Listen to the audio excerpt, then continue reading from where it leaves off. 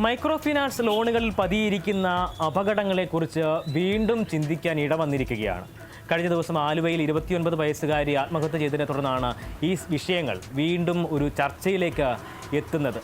എന്തായാലും ഈടും മറ്റ് സംഗതികളും ഒന്നുമില്ലാതെ പണം നൽകുക, അതിനുശേഷം എപ്പോഴെങ്കിലും ഒരു വട്ടം ഇത് മുടങ്ങിക്കഴിഞ്ഞാൽ അല്ലെങ്കിൽ തിരിച്ചടവ് മുടങ്ങിക്കഴിഞ്ഞാൽ അതിൽ അതിഭീകരമായിട്ടുള്ള ഇടപെടലുകൾ ഈ ലോൺ നൽകിയിട്ടുള്ള കമ്പനികളുടെ ഭാഗത്തു നിന്നുണ്ടാവുക, ഇതൊക്കെയും വലിയ രീതിയിൽ ചർച്ചയാവുകയും ഒക്കെ ചെയ്തിരുന്ന ഒരു കാലമുണ്ടായിരുന്നു. എന്നാലും ഇപ്പോൾ അത് വീണ്ടും സജീവ ചർച്ചയിലേക്ക് എത്തിയിരിക്കുകയാണ്. ഇന്നത്തെ കാര്യത്തിൽ അതിനെക്കുറിച്ചാണ് പറയാനുള്ളത്. ലോണുകൾ നൽകുന്നതിന് ഈട് നൽകേണ്ടതില്ല. വീട്ടു സാധനങ്ങൾ ഉൾപ്പെടെ വിൽക്കുന്ന ചില സംവിധാനങ്ങളുമുണ്ട്. പക്ഷേ ഈടാക്കുന്നത് കൊള്ളപ്പലിശയാണ്. അത് ഏതാണ്ട് 23% മുതൽ 30% വരെ വരും ഈ പലിശ ഈടാക്കുന്ന നിരക്ക് എന്ന് പറയുമ്പോൾ. അവിടെ തന്നെ ഇതിൻ്റെ ആ ഒരു രൂക്ഷത മനസ്സിലാക്കാൻ കഴിയും. അത് കൊള്ളപ്പലിശയാണ് എന്നുള്ള കാര്യം മനസ്സിലാക്കാൻ കഴിയും. നിത്യവൃത്തിക്ക് വകയില്ലാത്ത സാധാരണക്കാരായിട്ടുള്ള മനുഷ്യരാണ് ഇത്തരത്തിൽ ഈ മൈക്രോ ഫിനാൻസ് ലോണുകളുടെ അല്ലെങ്കിൽ അവരുടെ വാക്കുകളിൽ അകപ്പെട്ട് ഈ ചതിക്കുഴിയിൽ വീഴുന്നത് എന്ന് തന്നെ പറയാം.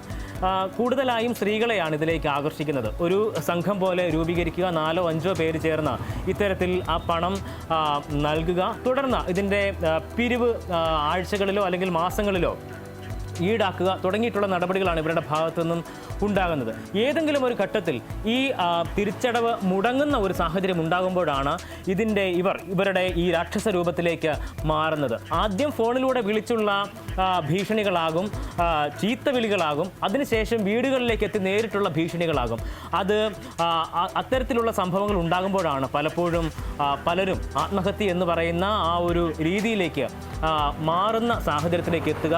അത് നമ്മൾക്ക് ഇപ്പോൾ കാണുന്ന നിലയിലേക്ക് വിഷയം വീണ്ടും ചർച്ചയ്ക്ക് കൊണ്ടുവരേണ്ട ഒരു സ്ഥിതിയിലേക്ക് വരികയും ചെയ്യുക. എന്തായാലും ഇപ്പോൾ ഈ സംഭവം ചർച്ചയ്ക്ക് വരാനുള്ള പ്രധാനപ്പെട്ട കാര്യം പെരുമ്പാവൂരിൽ 29 വയസ്സുകാരിയായ ചാന്ദിനി എന്ന യുവതിയുടെ മരണവുമായി ബന്ധപ്പെട്ടാണ്.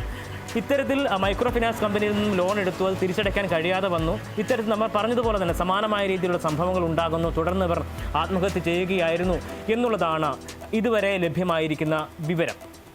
എന്തായാലും ഇതുമായി ബന്ധപ്പെട്ട് അന്വേഷണം ഉൾപ്പെടെയുള്ള കാര്യങ്ങൾ നടക്കുകയാണ്. പക്ഷേ ഈ ഘട്ടത്തിലും മൈക്രോ ഫിനാൻസ് കമ്പനികൾ നടത്തുന്ന ഇത്തരത്തിലുള്ള ചൂഷണങ്ങളെക്കുറിച്ച് അറിയേണ്ടതുണ്ട്, അതിൽ മനസ്സിലാക്കേണ്ടതുണ്ട് എന്നുള്ളതാണ്.